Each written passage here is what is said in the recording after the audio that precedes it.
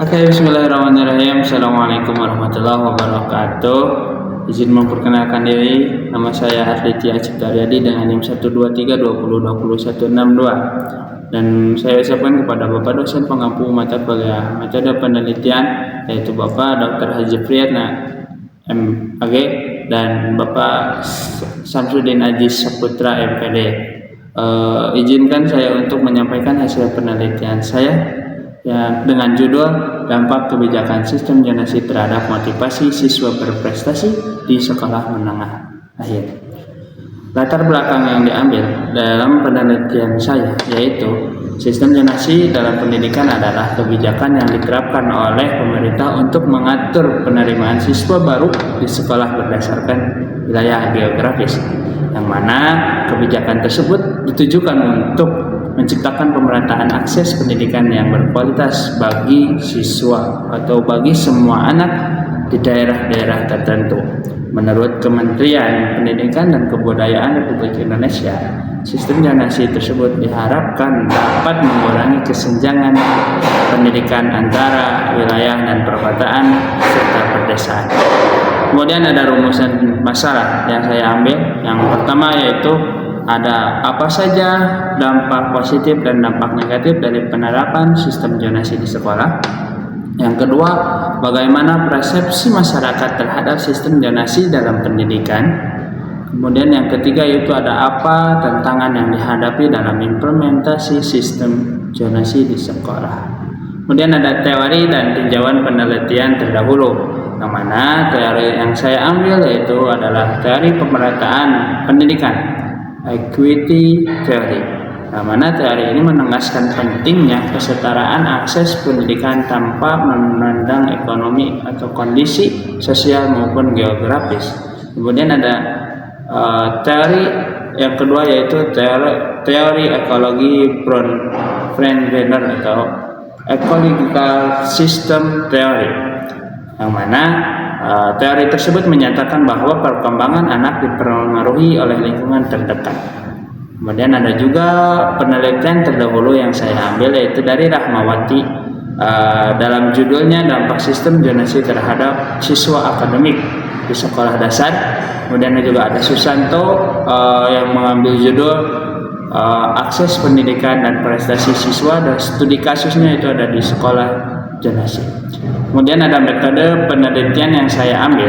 Yang pertama, pendekatan penelitian yang saya pakai itu adalah pendekatan kualitatif dengan menggunakan metode studi kasus, menyampaikan langsung, menghampiri langsung sekolah. Kemudian saya mewawancara guru, siswa dan orang tua yang bersangkutan yang mengalami sistem zonasi tersebut. Kemudian ada teknik pengumpulan data yaitu observasi. Saya mengamati langsung sekolah tersebut bagaimana menyeleksi siswa dalam sistem zonasi. Kemudian saya mewawancara, menggali informasi dari guru, siswa dan orang tua maupun staf yang lainnya. Analisis data yang saya gunakan itu model Mills dan Huberman, pengumpulan data. Kemudian saya mereduksi data tersebut dan menyajikan. Setelah itu saya menyajikan data dan penarikan kesimpulan. Kemudian lokasi yang saya teliti yaitu ada di SMA 3 Bala Endah yang bertepatan di Jalan Adipati Agung nomor 43 di Bala Endah, Kabupaten Bandung. Kemudian ada hasil penelitian. Yang pertama, apa saja dampak positif dan negatif dari penerapan sistem zonasi di sekolah. Setelah saya wawancara guru, murid dan orang tua yang bersangkutan yang mengalami sistem zonasi tersebut, ada beberapa pendapat, yaitu yang pertama dari guru, negatif dan positif dan negatifnya, yaitu yang pertama positif. Tanggapan positif dari guru yaitu mengungkapkan bahwa keberagaman kemampuan siswa yang masuk ke SMA 3 Bala Endah itu menjadi lebih terlihat setelah penerapan zonasi, di mana siswa tersebut dari berbagai latar belakang sosial dan ekonomi memperoleh peluang yang sama untuk mendapatkan pendidikan berkualitas. Jadi anggapan seorang guru setelah terjadinya sistem zonasi, positifnya itu guru itu tidak memandang siapa yang ekonominya rendah, siapa yang ekonominya atas, itu tidak dipandang. Ya, kemudian ada pandangan positif juga dari orang tua, yang mana orang tua menilai bahwa zonasi memberikan manfaat signifikan karena anak mereka dapat bersekolah lebih dekat dari rumah, sehingga menghemat waktu perjalanan dan biaya transportasi berhari-hari. Ya, jadi anggapan orang tua pada sistem zonasi tersebut menganggap bahwa sistem zonasi ini bernilai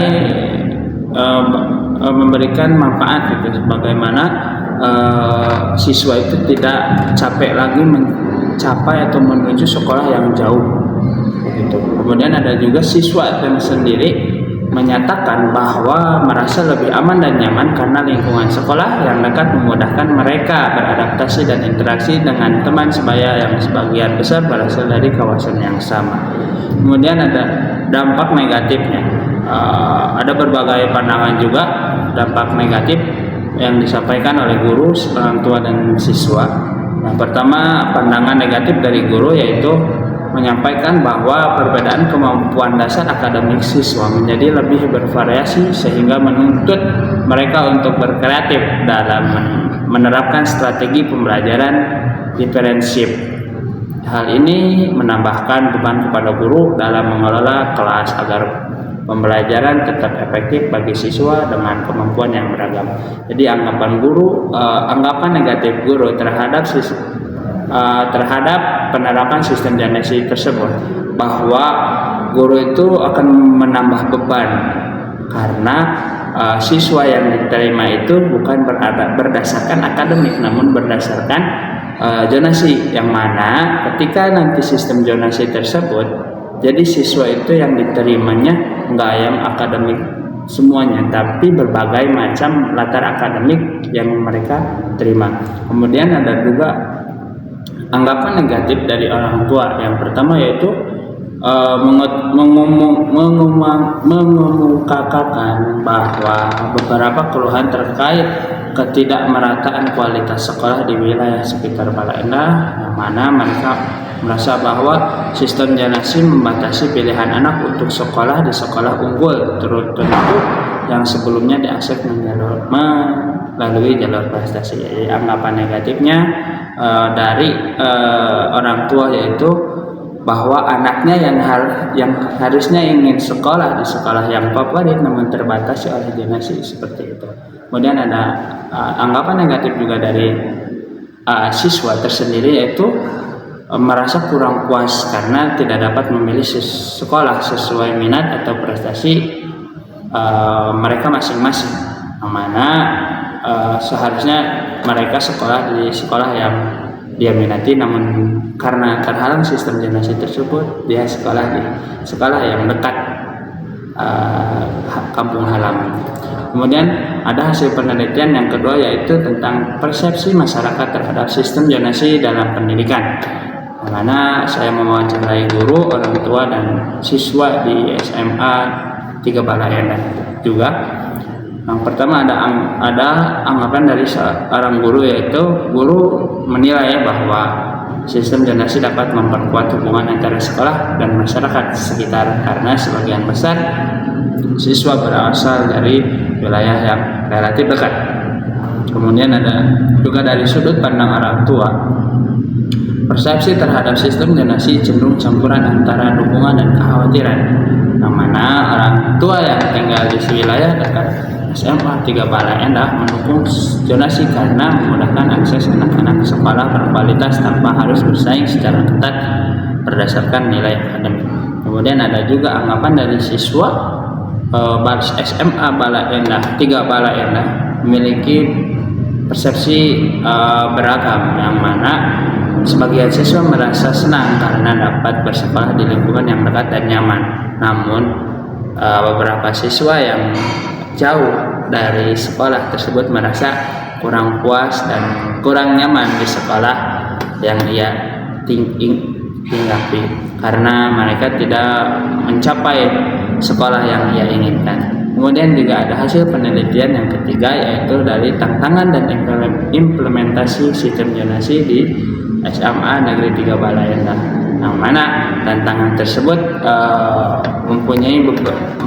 mana sistem zonasi tersebut mempunyai beberapa tantangan. Salah satunya tantangan terbesar yang disampaikan oleh guru, yaitu adalah ketidaksiapan beberapa sekolah dalam menerima keberagaman kemampuan akademik siswa.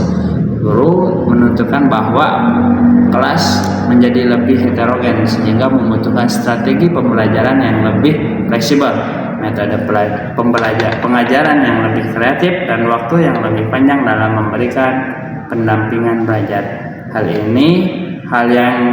ini juga menjadi perhatian guru adalah terbatasnya fasilitas yang ada di sekolah dibandingkan dengan meningkatkannya jumlah siswa dari berbagai latar belakang. Jadi setelah saya wawancara kepada sekolah tersebut, yaitu sekolah SMA 3 Balaendah, saya tarik kesimpulan bahwa sistem zonasi itu merupakan langkah strategis pemerintah dalam pemerataan sekolah. Namun implementasinya itu membutuhkan evaluasi yang berkala. Kemudian ada harus ada juga peningkatan fasilitas. Kemudian ada yang harus ditingkatkan lagi dalam kualitas gurunya, serta sosialisasi yang jelas agar tujuan sistem zonasi tercapai dan mampu memberikan dampak positif terhadap motivasi dan pembelajaran siswa.